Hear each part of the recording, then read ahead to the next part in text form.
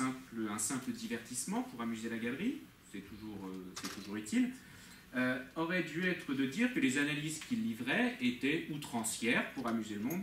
Il est bien connu qu'il n'y a que l'outrance qui est amusante, la constance est ennuyeuse, je suis tout à fait convaincu de ceci. Mais, et c'est là où le discours commence à être biaisé, l'auteur essaye de parer son discours de l'aura d'une certaine scientificité, d'une discipline, des concepts, d'un discours articulé et scientifique. Cela a été commenté, je peux d'autant plus facilement le commenter que je partage cette qualité avec lui, ça me donne au moins un titre à le critiquer. Antoine Bueno, dans la petite bibliographie qui est à la fin, mais elle est loin d'être innocente puisqu'elle est censée donner de la consistance à son discours. Antoine Bueno est écrivain, chargé de mission au Sénat, je ne suis pas chargé de mission au Sénat, mais il est également maître de conférences à Sciences Po, je suppose que c'est ce troisième titre qui le part d'une légitimité intellectuelle pour décrire le monde des Schtroumpfs, et partageant, à tort ou à raison, je vous laisserai seul juge, en général dans les facultés de droit ça n'est pas bien vu, cette même qualité, il me semble que je vois à peu près ce qu'on peut y enseigner et ce qu'on peut y faire.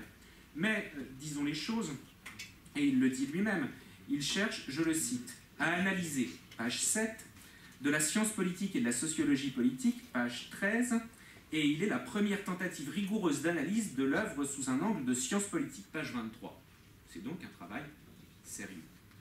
C'est un travail sérieux, d'ailleurs, dans une interview du 30 mai 2011, il le dit lui-même, je le cite de nouveau, c'est un livre sérieux, mais qui ne se prend pas au sérieux, plus loin, une véritable étude, plus loin, une analyse fouillée. C'est donc un travail sérieux. Alors, peut-on considérer comme sérieux de qualifier le monde des Schtroumpfs d'utopie totalitaire empreinte de nazisme et de stalinisme? Utopie, peut-être, j'y reviendrai plus tard. Mais revenons sur l'idée de totalitarisme empreinte de nazisme et de stalinisme. Alors, il est évident que l'auteur a été un lecteur assidu, ou un lecteur des fiches de lecture d'Hannah Arendt dans sa formation, et qu'il voit un rapprochement dans le stalinisme et le nazisme, qui serait le totalitarisme. Mais est-il raisonnable, de manière totalement anachronique, de comparer une analyse qui en plus appartient à un certain type de discours, qui a cherché à décrire deux événements de l'histoire à des échelles qui dépassent allègrement les 100 Schtroumpfs, puis comme vous le savez peut-être, ça a été évoqué ce matin, les Schtroumpfs sont 100, ils ont toujours été 100 et de manière constante, le nombre ne varie pas. Peut-on comparer ces deux épisodes historiques avec leurs ressorts historiques particuliers à une échelle qui n'est pas celle des Schtroumpfs, comparer ces deux situations de manière très sérieuse. D'ailleurs, ensuite, pour essayer de décrire les choses, Antoine Bueno a des définitions aussi développées que celle-ci. Qu'est-ce que le nazisme? C'est le fascisme plus le racisme. C'est pas tout à fait faux, c'est pas tout à fait scientifique.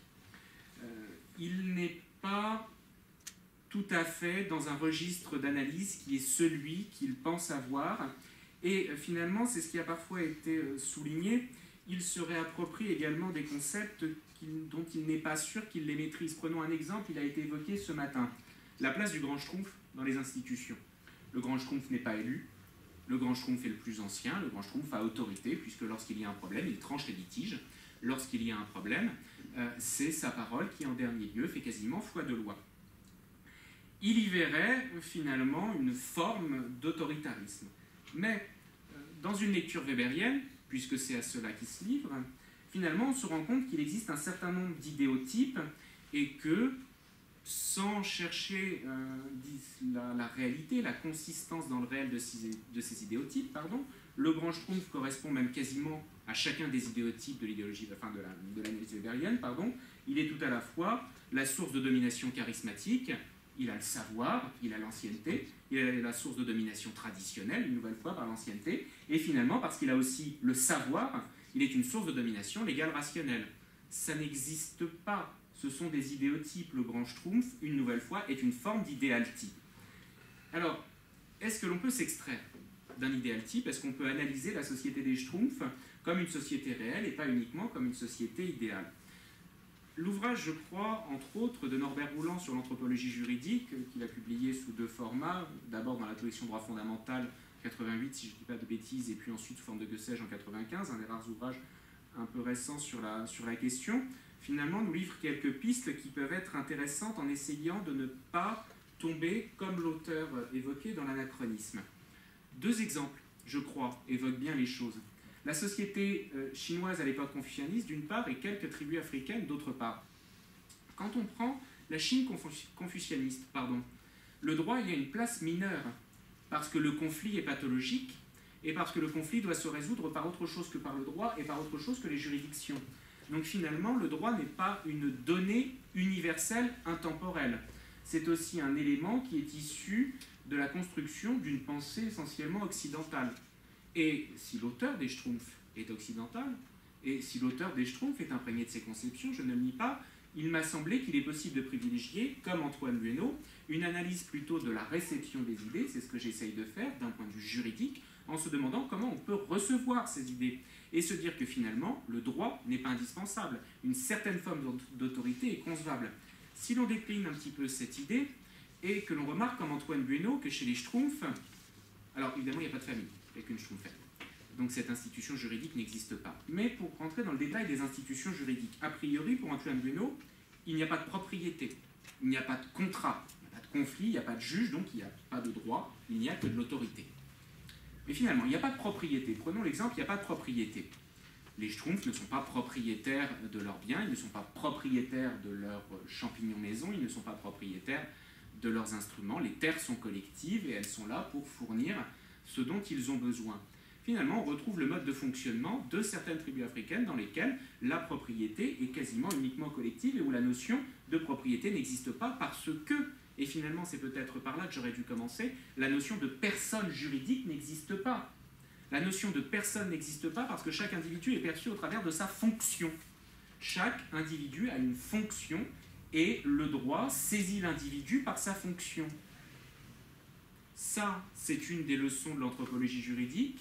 Et cet argument est utilisé par Antoine Bueno pour dire qu'il s'agit non pas d'une fonctionnalisation de l'individu au travers d'une autre perception de l'individu juridique, non pas comme individu mais comme fonction juridique, pour dire qu'il s'agit en réalité d'une dépersonnalisation telle qu'elle a pu être mise en œuvre dans les processus de fascisme tels que le nazisme et le stalinisme.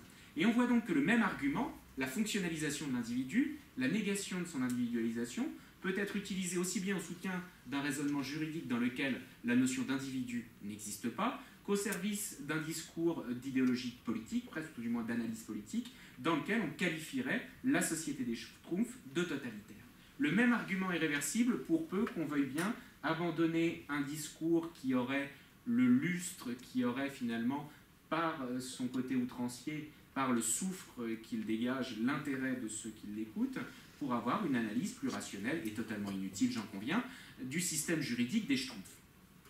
Le dernier point que je voudrais évoquer très rapidement, c'est la question du contexte économique et politique de production, puisque finalement, et c'est vrai, dans plusieurs albums, dans un ou deux, le contexte économique de production influence les conceptions qui sont développées.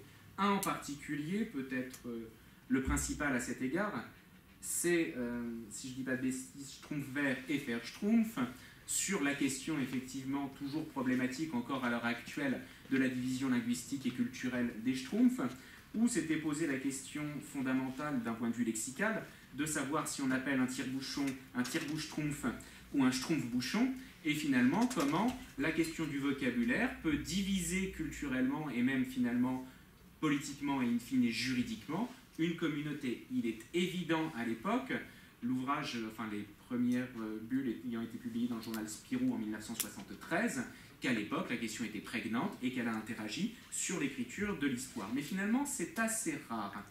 Et ce sera finalement une certaine forme de conclusion. Un autre exemple est intéressant. À partir du moment où les Schtroumpfs ont eu une exploitation commerciale télévisuelle, il est resté un épisode fameux, c'est l'exportation des Schtroumpfs aux États-Unis, et notamment d'un des premiers albums des Schtroumpfs, le Schtroumpf Noir, qui, arrivé aux États-Unis, avait risquait, ce que l'on comprend parfaitement, de heurter certaines conceptions, était devenu, pour éviter de vous infliger mon accent, les Schtroumpfs violets, afin effectivement de tenir compte d'un contexte à l'époque délicat, où on voit parfaitement que l'exportation de l'œuvre va nécessairement amener l'œuvre à évoluer pour tenir compte des conceptions politiques des destinataires de l'œuvre. Parce que là, une nouvelle fois, on est revenu sur les destinataires de l'œuvre. Alors certes, les Schtroumpfs, nous les connaissons aussi comme dessins animés, et là, je rejoignais totalement la conclusion d'Antoine Bruno. À partir de là, nous basculons dans une industrie de l'entertainment. L'œuvre échappe à son créateur pour devenir un pur objet de divertissement. Et là, il n'y a absolument plus aucune prise de l'auteur sur son ouvrage. Alors en conclusion générale de cette intervention, la question finalement est celle-là. Doit-on percevoir une œuvre uniquement au travers de ce qu'a voulu l'auteur? Doit-on essayer de la structurer juridiquement du point de vue de l'observateur? Ou doit-on faire ce qu'a fait finalement le fils de Peyo à partir du moment où il a repris les ouvrages, c'est-à-dire d'assumer pleinement un message en forme de comptine pour enfants, un message moralisateur, qui est nécessairement le révélateur d'idées politiques dominantes déterminées à un moment déterminé dans un espace déterminé. Et je crois qu'à cet égard, le dernier album des Schtroumpfs en est la plus parfaite illustration, puisque Schtroumpf le héros est aussi une forme de discours, puisqu'il s'agit de se demander s'il a existé un Schtroumpf mythique qui aurait été paré de toutes les vertus et qui aurait montré l'exemple aux Schtroumpfs. On retrouve une mise en abîme en conclusion après la mise en abîme d'introduction. Ce sont les Schtroumpfs qui lisent un livre sur les Schtroumpfs. Je vous remercie.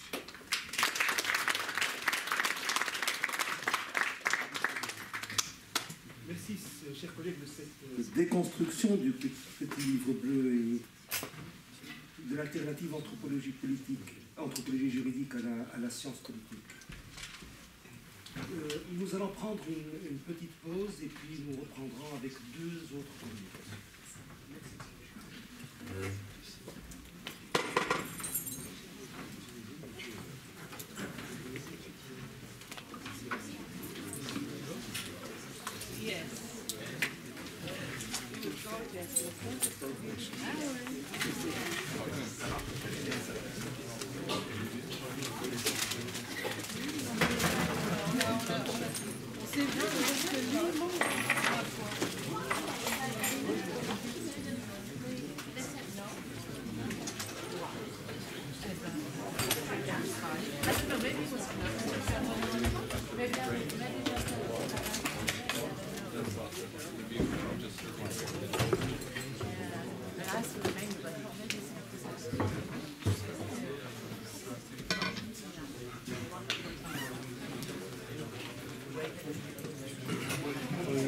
Petite demi-heure.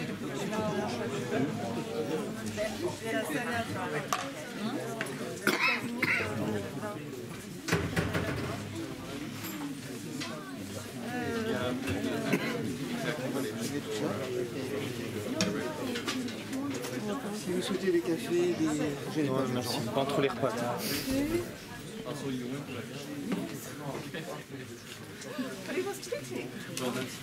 Je vais récupérer mon article et je vais faire mon article. Ta contribution? Oui, les deux pages que j'ai oubliées dans mon bureau, ça représente quand même la moyenne. Et je vais récupérer le bon moment. Ah, c'est sympa. Vous avez quelque chose? Vous êtes bien placé à faire du gâteau.